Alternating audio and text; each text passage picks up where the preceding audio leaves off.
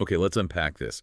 We often talk about shows that fit, neatly into a box. Right. This is a romance. This is a thriller. Exactly. Or a slice of life drama about coffee shops. Yeah. But today, we are looking at something that decides to take that box, set it on fire, and then try to sew it back together into a piece of high fashion couture. A very apt description. We are diving deep into Head to Head, the 2025 Thai series that just absolutely took the BL world by storm. It really is a fascinating case study. I mean, usually when you hear campus romance, you think of, I don't know, acoustic guitars and borrowing erasers. Yeah, very low stakes. Very. Head to Head takes that familiar setting and just injects it with these high-stakes supernatural elements, specifically these gruesome premonitions of death. And sets it all against the backdrop of a cutthroat fashion design faculty. It's like Project Runway meets Final Destination. But with way more romantic tension. And significantly better outfits, let's be honest. Yeah. The premise hooked me immediately. You have Jinn and Jerome, who everyone just calls Jay, and they're these two fashion students who are childhood frenemies. Frenemies is putting it mildly. They are constantly at each other's throats. But there's a twist that completely recontextualizes that rivalry, like right out of the gate. Jay starts having these terrifying visions of Jin dying. And that changes the entire dynamic from, how do I beat this guy in class, to So how do I keep this guy alive? It completely shifts the genre. it does. So our mission for this deep dive is pretty clear. We want to analyze how Head to Head deconstructs those traditional archetypes we see, explore that heavy psychological burden of knowing the future. And figure out why fans call this show a diamond in the rough.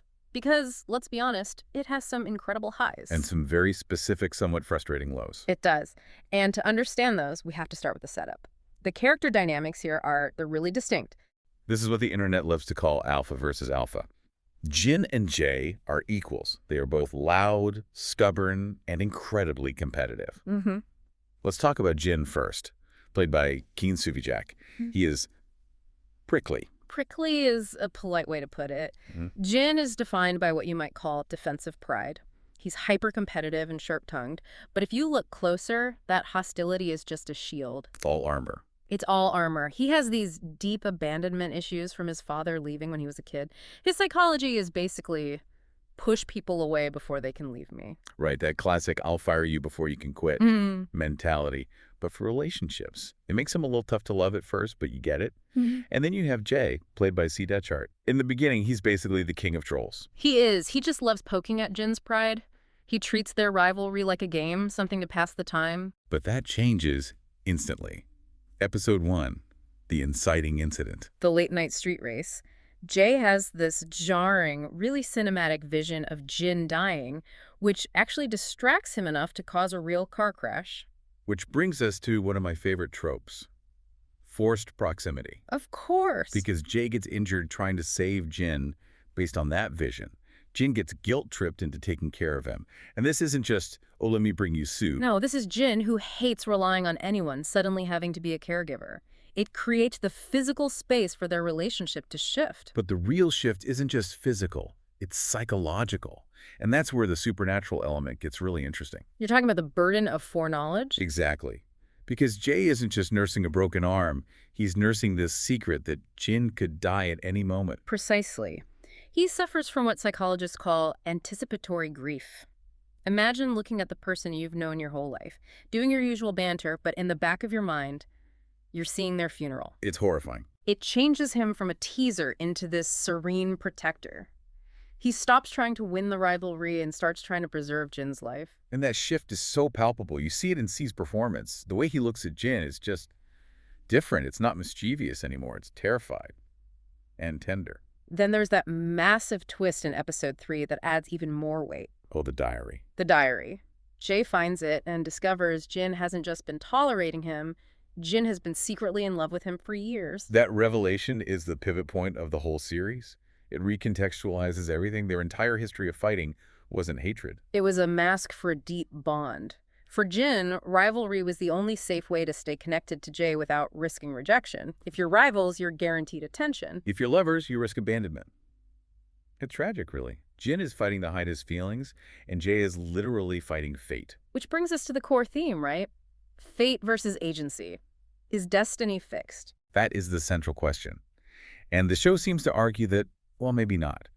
that intentional choices, and specifically love, can rewrite that tragic ending. It's about active participation in your own destiny. And I love how they use the fashion faculty setting to reinforce this. It's not just background noise. Right. They use design to communicate things they can't say.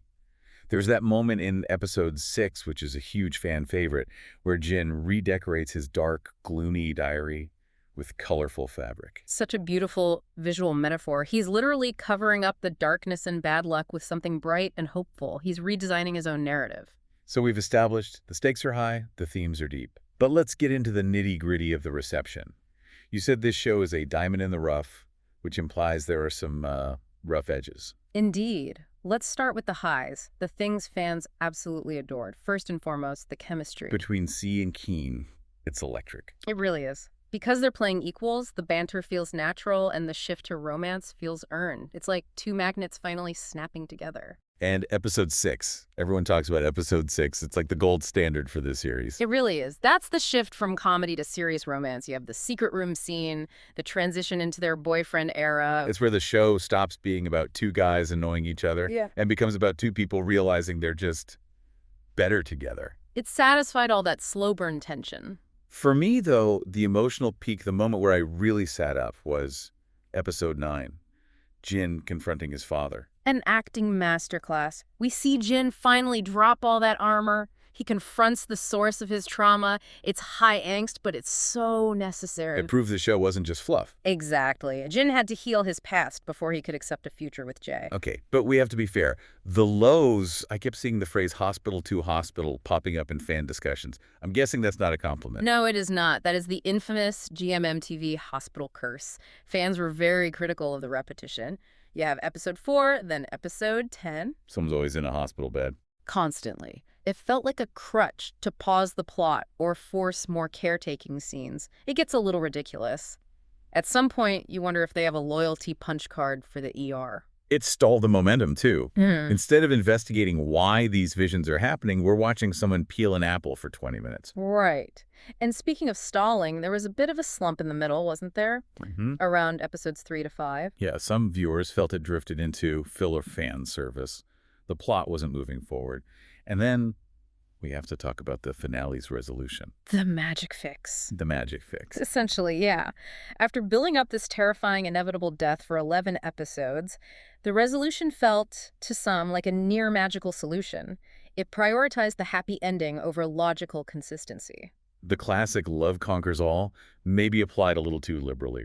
But if we're talking about controversy, we cannot avoid the elephant in the room. Ben and Farm. The secondary couple. This was polarizing, to say the least. It might have been the most heated debate in the fandom while the show was airing.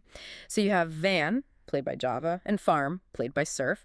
And the dynamic is what? Toxic to healthy, or toxic to less toxic. That is the debate. Van is introduced as a gigolo with severe commitment phobia. He has all the classic red flags, cheating, manipulation. Using Farm for emotional support without giving anything back. And Farm is the doormat archetype. The nice guy who keeps forgiving him because he thinks he can fix him. Which is just painful to watch. And the fans were aggressively rooting for a breakup. Usually you want the couple to get together. Here, people were begging Farm to run. And in episodes 7 and 10, when Van is caught cheating, they finally break up. The audience was relieved. It felt like Farm was finally choosing self-respect. But then comes the finale, episode 12. The belated realization. Van suddenly understands his mistakes. He grovels for forgiveness, and they go back together. And that's the issue, isn't it? Did he earn it? Because a last-minute apology after 12 episodes of bad behavior. Many fans felt he absolutely did not. They felt the redemption was rushed, crammed into the final act, and that Farm conceded too easily. It sparked this massive debate on enabling versus loving. Does forgiving someone make them better, or does it just enable their bad behavior? The show seems to argue for forgiveness, but the audience was not entirely convinced. It's worth noting this subplot was expanded a lot from the novel. Oh, right. In the book, they barely existed. Barely. So the screenwriters were building this arc from scratch, probably to pad the runtime. That might explain why the pacing felt uneven. That makes sense. It's hard to write a convincing redemption arc when you're figuring it out as you go. So we get through the hospital visits, the red flags, all of it. We arrive at episode 12. How does head-to-head stick the landing? Well, despite the critiques of the supernatural part, emotionally, it lands well. Jin and Jae come out to their families who, in a hilarious twist, already knew. I love that. It deflated the tension in such a real way. It wasn't this big traumatic event. It was just families going, yeah, obviously. Exactly. And more importantly, Jin finds closure. He allows his mother to be happy with his father, despite his own trauma. He breaks the cycle. He does. And the supernatural threat is neutralized, not by a spell, but by the power of their bond in the here and now. It's that idea that focusing on the present is the only way to defeat the fear of the future. If you spend all your time worrying about the crash, you miss the drive. Precisely. So looking back, Head trended #1 worldwide multiple times. It had huge engagement. What's the legacy here? It's a diamond in the rough. It proved you can take a standard BL formula and elevate it with psychological depth and genre-bending elements. It had excellent chemistry, incredible emotional beats. Yes, it was hampered by some directing choices, maybe some budget constraints. Hence the hospital scene. Hence the hospital scenes. But it swung for the fences. It sounds like a show that, even with its flaws, really sticks with you. It's not just about the romance. It's about growing up. And learning to trust. Learning you don't have to face the scary things alone. So what does this all mean for us? Head is this complex entry in the genre. It uses these supernatural stakes to explore trust, trauma, and the choice to love despite the fear of loss. It asks a lot of its characters, and by extension, the audience. It does. It challenges the idea of the perfect romance and shows us something messier, but maybe more real. Which leaves us with a final provocative thought for you to take away. The central philosophy is about defying a known fate. So if you had a premonition, if you knew for a fact that a relationship was destined to end in tragedy, would you still pursue it? That is the ultimate question. The show suggests that the quality of the now is worth more than the certainty of the later. But is it? That's something for you to mull over. Thanks for joining us on this deep dive. We'll catch you on the next one. Thanks so much for watching. If you enjoyed the video, please consider liking, commenting, and subscribing. It really helps the channel grow. See you in the next one.